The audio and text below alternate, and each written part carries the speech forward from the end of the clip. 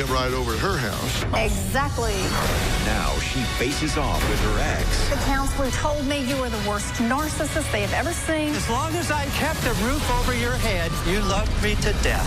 And his new wife. She needs to leave the room. Can she speak? I don't care if she speaks or not. You have to be quiet. No, I don't. She has wanted to love you. This is the wonderful marriage that I apparently split up, right?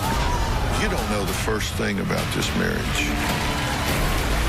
Let's do it. Have a good show, everybody. Here we go. This is a safe place to talk about hard things. Stand by. We'll count you down. I try to be an emotional compass and point you in the right direction. 5, 4. I am not giving up on you.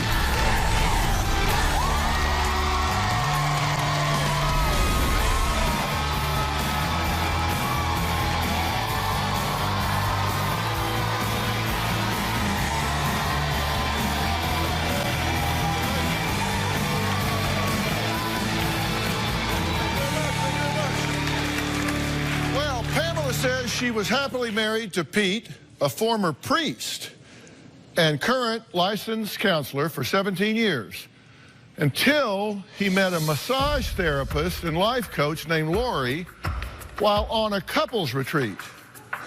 His wife wasn't on the retreat, by the way. Pamela hired a private investigator and uncovered an affair with Lori, who Pamela now calls a homewrecker. Well, and a lot worse. Pamela says Pete then dropped another bomb when he announced by phone he wanted a divorce. But Pamela says Pete did not just leave her, he also abandoned their teenage sons, Joseph and Pete Jr., because she says he loved Lori more than them.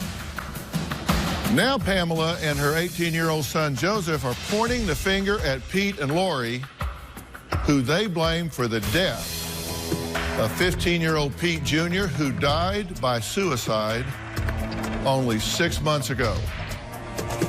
Joseph even left a rage-filled voice message for his father, whom he now calls Satan.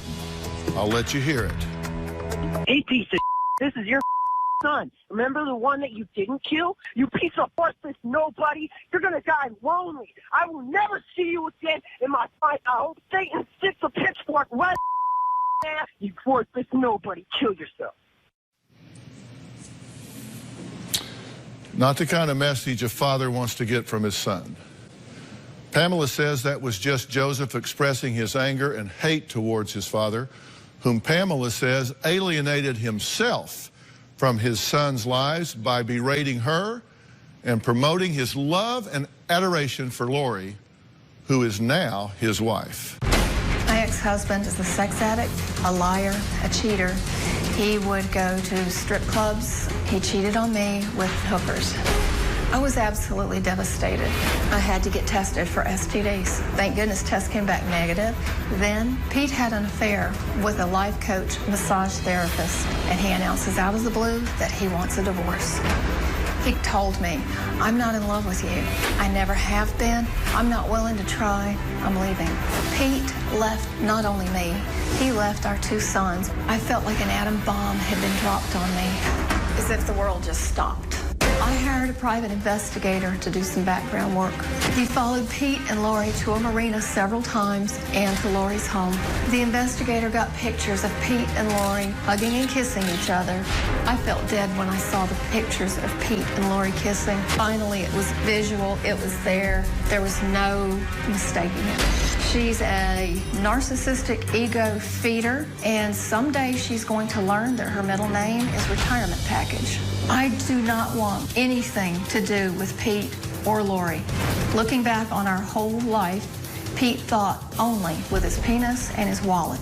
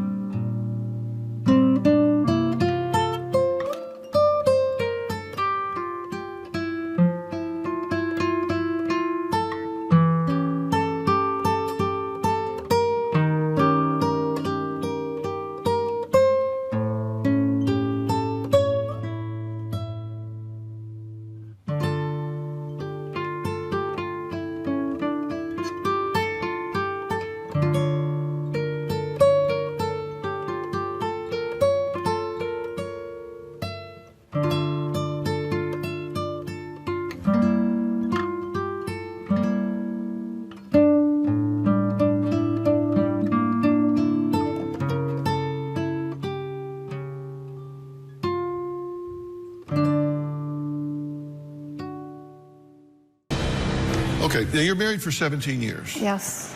He was a priest before. He was a priest before I met him, yes. Okay, but he exited the priesthood. There's a proper way to do that, an improper way to do it. He went through the process to... He went through the process. To extricate himself from that with their blessing, correct? Yes. So I'm trying to understand how this came about. You say that Pete lied about wanting to leave you before he met Lori in 2011, because he says that he wanted to get out of this marriage before he ever met her. Those are all lies. That's what I'm saying. You say that's a lie. Those are all lies. Okay. When it talks about we live separate, no, not at all. We were still man and wife. He was still in my bed. You two were still intimate? Yes. And as far as you knew, you were still a couple. You were still husband and wife, still having sex, still intimate. We had our moments, as all married couples do, as all families do, and anytime I questioned, well, maybe we could go talk to a counselor, because he had been to strip bars, he had picked up hooker, he would tell me, you can't go to your doctor, you can't go to our priest, I can't go to any counselor in driving distance, because they're all referral sources. I lived under a gag order because he would tell me I would be risking the roof over my own children's heads. He had already confessed to you that he had been involved with strippers and hookers? He would occasionally confess, you know, he messed up, please forgive me, I love you, I was under a lot of stress. My pregnancies were very difficult. I would do my best to meet Pete's needs, and I would spend the rest of the night on the couch because I would be too disturbing for him to rest because I was restless. What do you mean he would occasionally confess that? How does that come up occasionally? Oh, by the way, something would be bothering him, but the time that it really came up was I got a bad yeast infection that would not go away. And I went to the doctor. Doctor said, okay, we'll run some tests. And the doctor's nurse, kidding, I don't need to run a bunch of STD tests, do I? And I jokingly said, not unless there's something I need to kill my husband for that I don't know about. I went home. Pete came home from work late that night. I told him what had happened. A few hours later, he broke down and said, you need to get the doctor to run those tests. And how sorry he was. He'd never done it before, wouldn't do it again. You said he got stopped by the police. On my 50th birthday, I had broken my wrist, so I was in a cast from here to here. He came in about 3 o'clock this morning and crawled into my bed, and he was very restless. And I asked, what's wrong? And he said, I got a ticket. And I said, oh God, not another speeding ticket. We can't afford that. And he said, no, it wasn't a traffic violation, it was for littering. He said he was sitting at a stoplight and a police car pulled up beside him, looked in past him at the woman in the seat behind him. He got nervous. He flipped the cigarette out the window in front of the police car. When the light changed, that gave the police the opportunity to pull him over, blue light flashing, into a parking lot. He told me he had done nothing with the woman, really didn't intend to. He messed up again. He gave her some money so she'd shut up and get out. She just wanted to get away.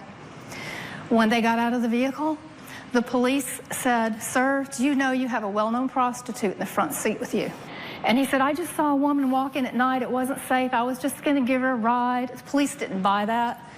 And then he started in with the master manipulator. Honey, they were so mean to me. They were so hard on me, telling me that everything was, it was just so wrong, and they were just really eating into me.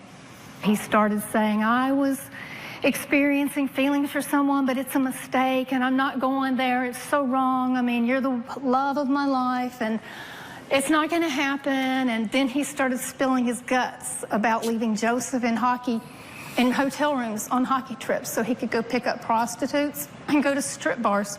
Our son was 9, 10, 11 years old. Is the short version of this, he picked up a hooker and the cops stopped him? Yeah. And I got it expunged trying to protect our family business. So he gets caught with a hooker, you cover his ass. Yes. And then he goes off and calls you back and says, oh, by the way. Yes. I don't love you, never have. Yes. And he does this at a couples retreat that he went to by himself. I always thought couples retreat meant you came as a couple. not to go Unfortunately, form a couple. I had to take care of our children. I had to keep the business going. Well, how He does was a gonna guy go to a from couples retreat without his other half? I asked, can we not go together? Can we not come up with someone to help take care of the children? He said, no, he would go because he could probably get part of it paid for because he could contribute to some activity at the retreat and therefore get his price reduced.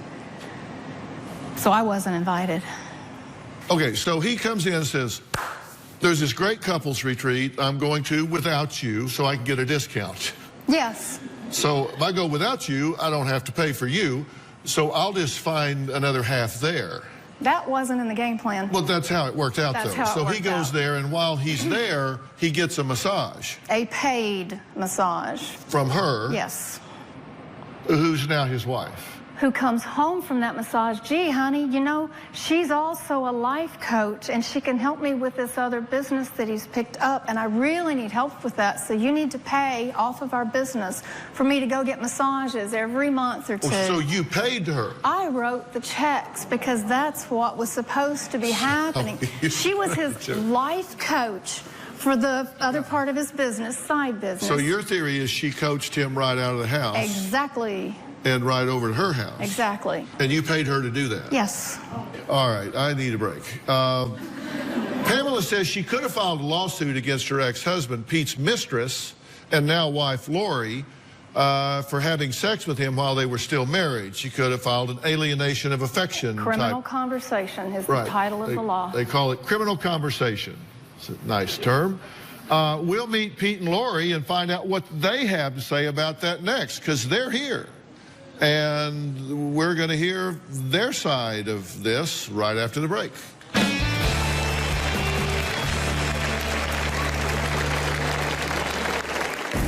Pamela has become a pitiful victim. There's no fury like a scorned wife. With Lori, I have a teammate, I have a partner who I don't feel is just sucking the life out of me.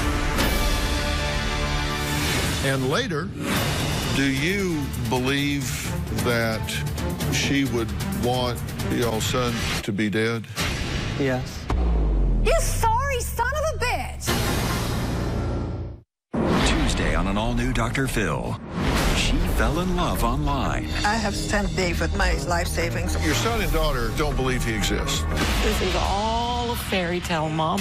We think this man's identity has been stolen. Producers went from New Jersey Does this look at all familiar? to Nigeria to find him. He may be real, but this check's phony. And the passport is fake. His eyebrows are drawn on. That's Tuesday. Lori destroyed our family. We were fine until Pete started seeing her as his life coach and massage therapist. One time, I grabbed my cell phone and dialed his, and I picked it up. Hit the call list. Lori, Lori, Lori, Lori, Lori. I said, that's it.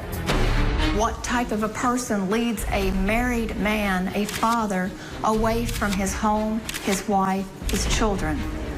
What kind of a person does that? Lori is a homewrecker. Well, Pamela says her ex-husband, Pete, walked out of their happy 17-year marriage after he started an affair with his massage therapist and life coach, Lori. But Pete says, no, no, no, no. Wait a minute. Pamela set him up by agreeing to separate and live as single people and then hired a PI to catch him cheating. But he says, no, no, we were on a break. Pete says Pamela threatened to sue his then mistress Lori for $375,000 for alienation of affection and criminal conversation because she had sex with Pete while he was still married. Pamela has become a pitiful victim. She is a dependent woman that I rescued emotionally, financially, and socially. We were not a good match. I fell in love with Lori because I did truly discover my soulmate. Lori and I have everything that I tried desperately to create with Pamela. I am also a fan of massage, and she was a licensed masseuse. Pete is amazing. He's my very best friend. I really do like that dress. Do you? Yeah. We miss each other very much during the day. When we're together, we walk and hike. Pamela set Pete up, even though she told him that they were separated. She hired a PI to follow him and find him at my house. She wanted to prove that he was being unfaithful. Pamela tried to sue Lori for adultery. There's no fury like a scorned wife. In our state, the spouse can sue you for alienation of affection, meaning stole his affection from her. She wanted $375,000. There is no case there. We did not have a loving marriage. We were separated under the same roof well before Lori even entered the picture. With Lori, I have a teammate, I have a partner who I don't feel is just sucking the life out of me. Okay, so you've been listening to the show so far. She's saying that right up until the day you left to go to this couples retreat, that you weren't separated, that you were in fact actively engaged in an intimate relationship with her. Mm-hmm. Is that not true? Yeah, that is not true, Dr. Phil. So, well, wait a minute. So she's lying about that? That's correct. Okay. No, I am telling the truth. I've never wavered and will not. The retreat was in September of 2011. We had been sleeping separate. I was sleeping upstairs on a mattress on the attic floor, probably from about the beginning of that year. So for 9 months? He began sleeping on a mattress upstairs sometime after I broke my arm on October 17th, 2011, because just like with my pregnancies, was too disturbing for him to get the sleep he said he needed to work. It did not stop him from coming down, sitting on the couch at night, loving scratching backs with our kids sitting right there with us, going up, having sex in our marriage bed, and then eventually later on, some nights he would go on upstairs. Okay, now listen, I'm just trying to get the facts here because you do counseling, right? That's right. You have to deal with the facts here. Yeah. Somebody's not telling the truth. I hate he said, she said scenario. I understand how you feel. I was sleeping upstairs. I'm not saying that we never, ever had intimate relationships. What I'm saying is that it was very dissatisfying, very unhappy, and it didn't happen the way that Pamela is saying it. But you did come downstairs and have intimate relations with her. On rare occasions. Okay, was one of those rare occasions right before you went on this couples retreat without your wife? No, I don't believe so. Yes, it was, and after he came back repeatedly. Did you have relations with her after you came back from the couples retreat you went to without your wife? Well, first of all, it was not a couples retreat. It was an individual retreat that I went on seeking discernment for my life. And I came away from there with the conviction that my marriage was not viable. It would have been nice if my husband had shared that information with me. Yeah. I did. No. You've got a very selective memory. A narcissist alters reality to fit what they need, and you have been diagnosed by the counselors you took me to. They told me you were the worst narcissist they have ever seen, and when I came home and said that, you said they used the N word. They were out to get you, and I was not to go back to either one of those counselors. I've never been diagnosed with narcissism. I have ran a successful practice of counseling for 20 years. I have many client testimonies to testify that I am an honest, good-hearted man. I didn't lie. As long as I paid and kept a roof over your head and 3 squares on the table, you loved me to death.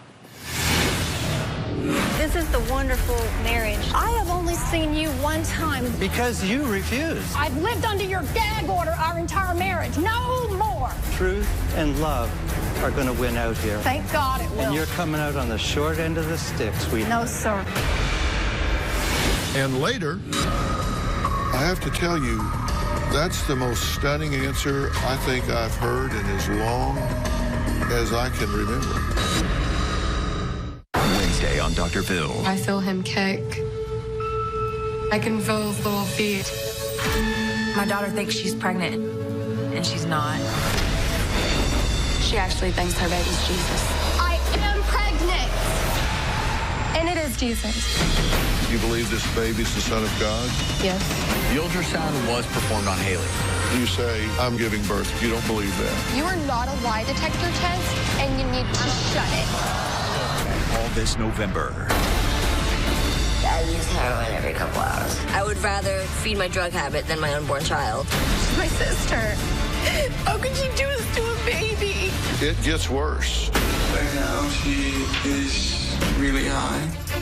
Stop the tape. You're either going to watch this and get in the game, or you're out. I never had guilt or second thoughts after my first time with Amanda. She was about 12 years old. Part of me knew that this was not the way that fathers love their daughters. Your mother videotapes this. Yes. How could you? Watch him do those things to me to participate, even. He groomed you. So did you. Let her talk. Amanda, you haven't seen your father since you were 13 years old.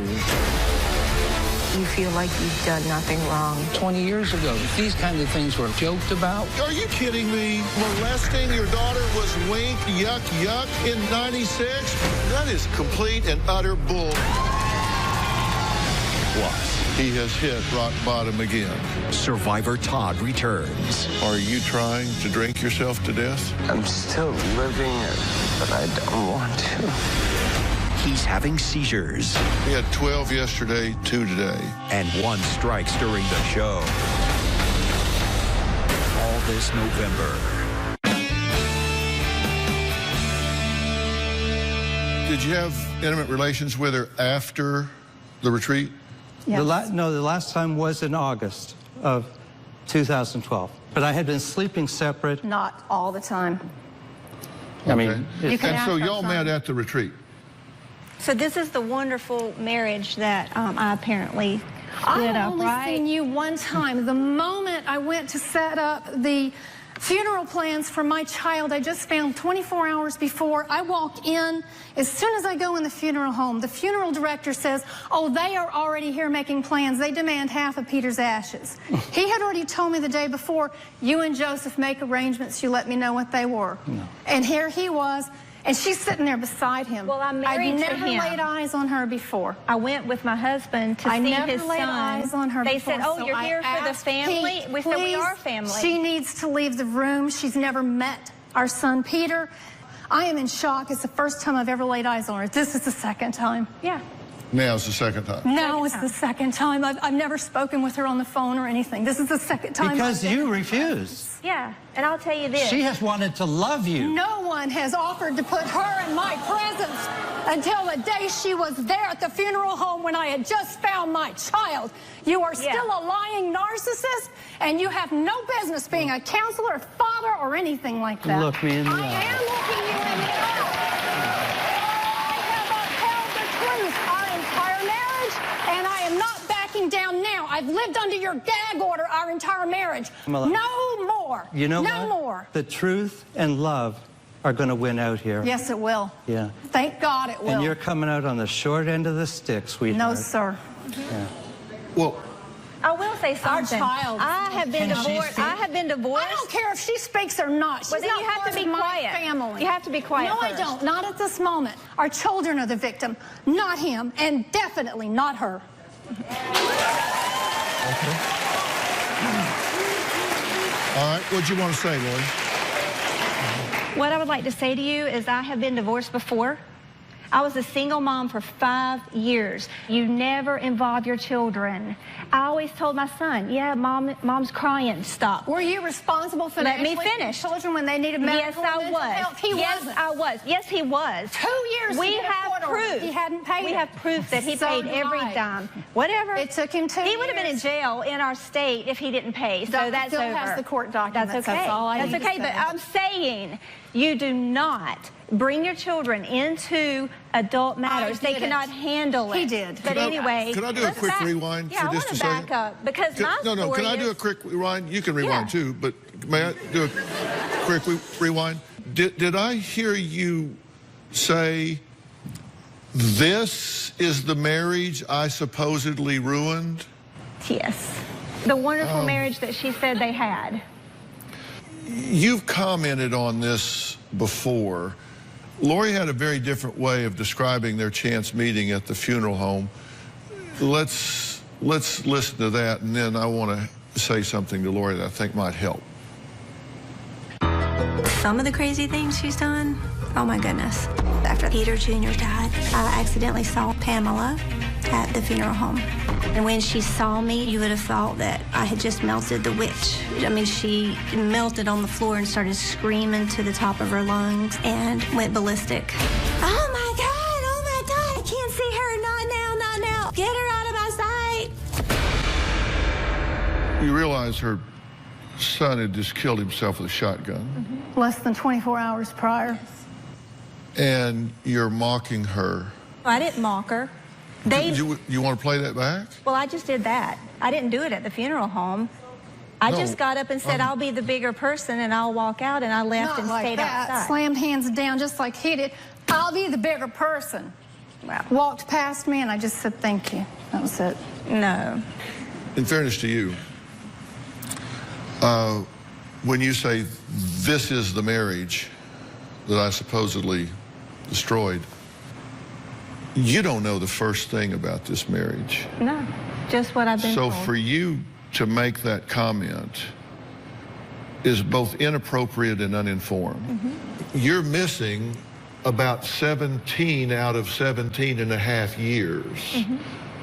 So for you to say, this is the marriage I broke up? Well, I was listening to what she was saying, and she was saying how he had frequented strip clubs, he had done this, he had done that. To me, that... I don't know what broke up your multiple marriages. I don't believe that that's a good marriage. I don't know what broke up your multiple marriages, but in mine, we changed our vows to, until death us unite, not part. I was raised, love forgives. You know not the meaning of the word forgiveness, Pamela. I do. No, you don't.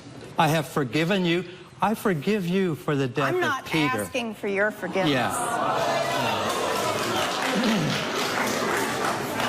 Pete says his ex-wife Pamela swore she would stop at nothing to turn their sons against him if he went through with the divorce. Well, we're going to meet their 18-year-old son and find out why he says his father abandoned him, that his mother did not alienate him from his father, that his father did a very good job of that all on his own. We'll be right back.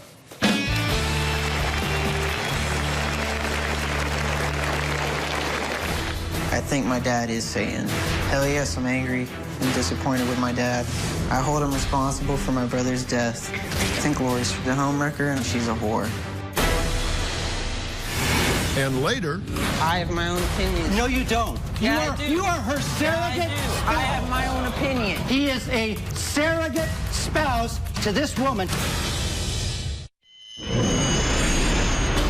Pamela has turned Joseph against his father to the point that we both fear for our lives. Joseph is cussing and wishing dead the parent who does truly love him.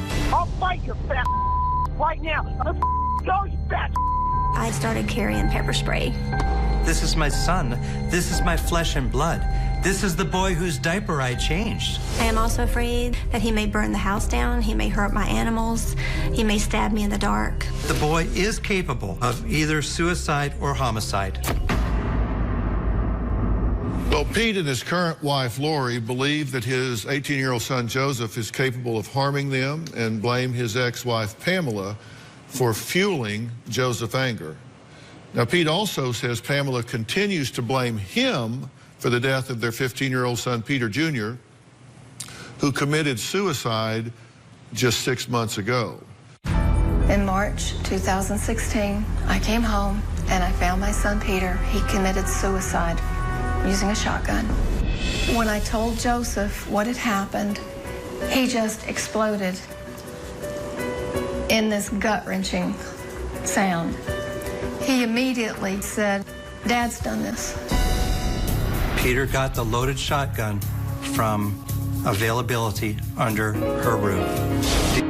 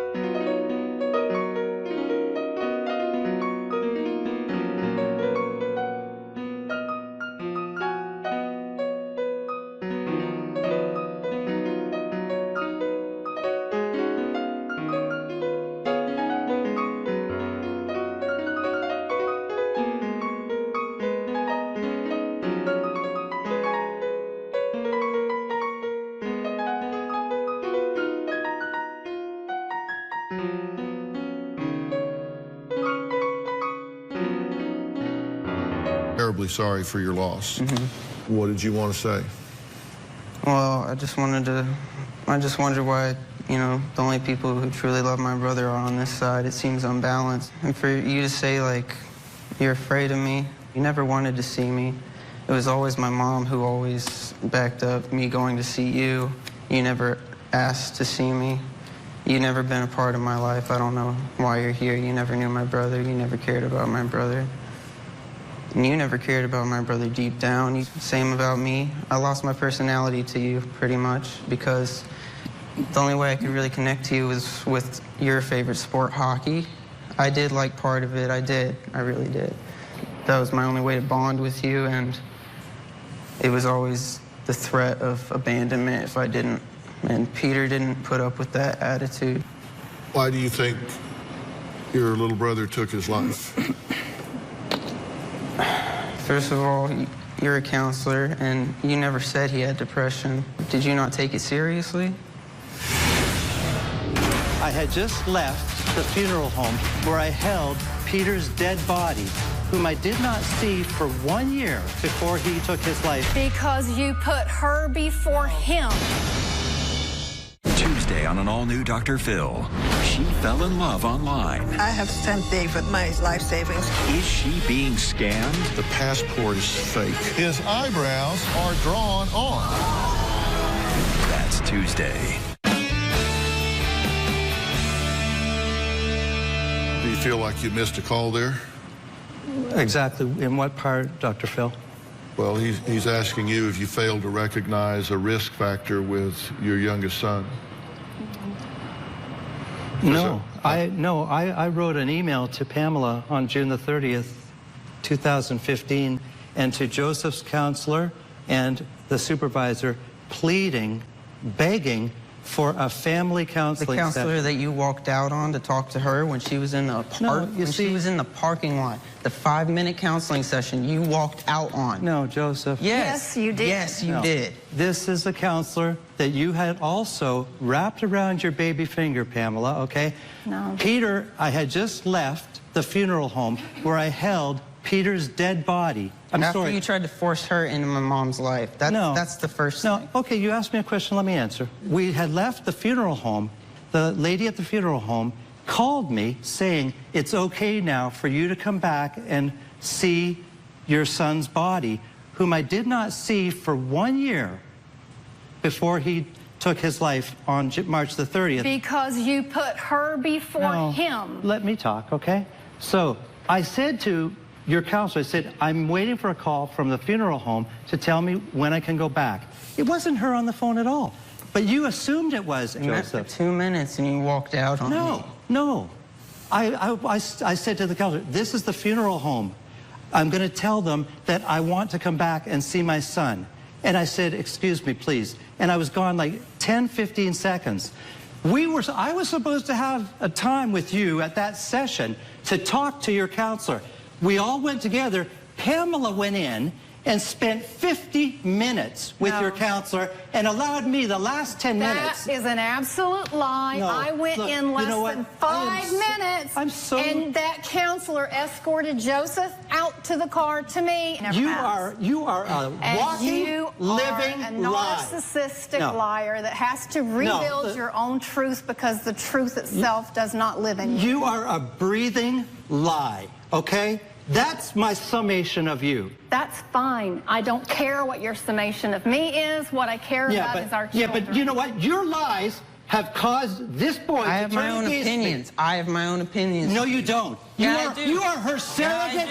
I have my own opinions. My dear friends, he is a surrogate spouse to this woman who... They don't care what you think. Oh, yeah. Okay, hold on. Ask him who taught him to tie his shoes when he was in 5th grade. You mean the normal thing? Because this one wanted to keep him in Velcro, and he is still in Velcro. Because I had to buy their shoes at Goodwill, yard sales, and Walmart, where you got $300 floor shimes for yourself. Really? Yes. Oh, yeah. And who earned all the money, Pamela? And in the who ran household? your business for 15 years, helped you build it, and never got paid 1 cent from it? No, and who hired a woman that tells me it takes her 3 hours to file my insurance while you Because she's work not all doing the day rest of and all your night. business, No. including caretaking for your children and meeting your damn near sexually impossible needs at night. Oh. I have never, ever heard one answer the question the way you just answered it. That's the most stunning answer I think I've heard in as long as I can remember. Hey, Dr. Phil here. We're ready to start the show, but we're waiting on you. If you're going to be in the Los Angeles area and want to watch a live taping of the Dr. Phil Show, call 323-461-PHIL. That's 323-461-7445 or visit drphil.com. Tickets are free, and I hope to see you soon.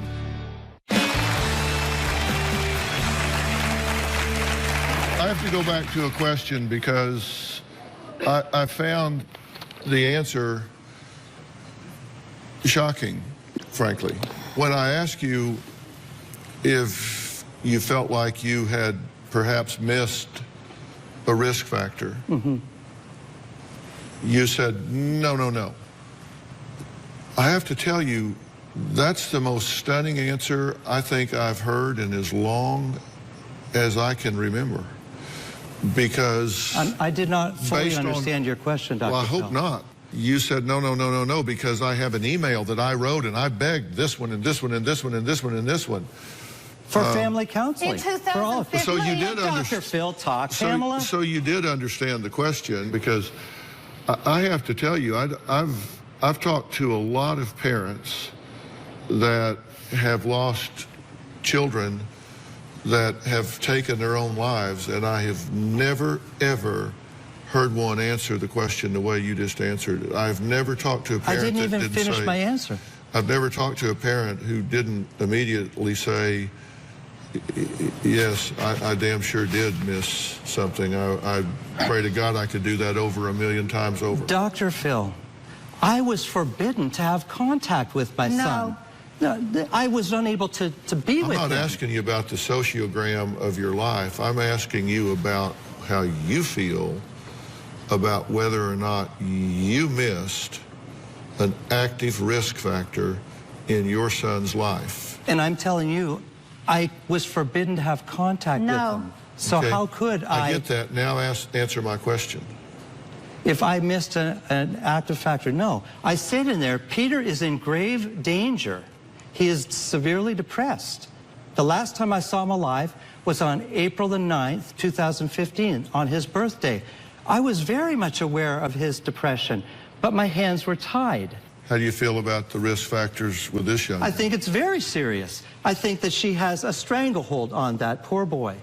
If he had been a supportive, at least financially, father until the court absolutely made him, I could have gotten them both the help they needed. Pamela, neither boy went to the doctor other than once a year for a well check until I left. It was under your sole parenting, because you kept me out of it, that these poor boys had to go to the doctor in and out all the time. I'm already paying you. Listen, let me talk. Pull the court document. It says exactly what he paid. You trying to talk to this woman, Dr. Phil? I don't have any trouble at all. What is your goal here? My goal is to help this one. Well, let me tell you, it's you just keep talking louder and louder, and I can tell you it's rain that makes the flowers grow, not thunder. Fine. And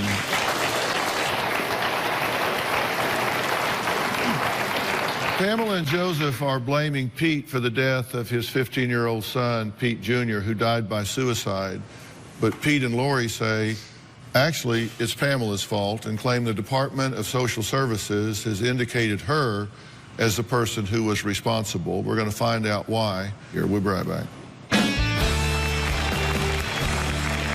Ready to get real? Go to drphil.com for advice on relationships, parenting, finances, and more. Plus, weigh in on your favorite episodes, share your stories, and find support in the Dr. Phil community. When you sign up for the community, you will automatically be subscribed to the Dr. Phil Show newsletter. Log on to drphil.com today.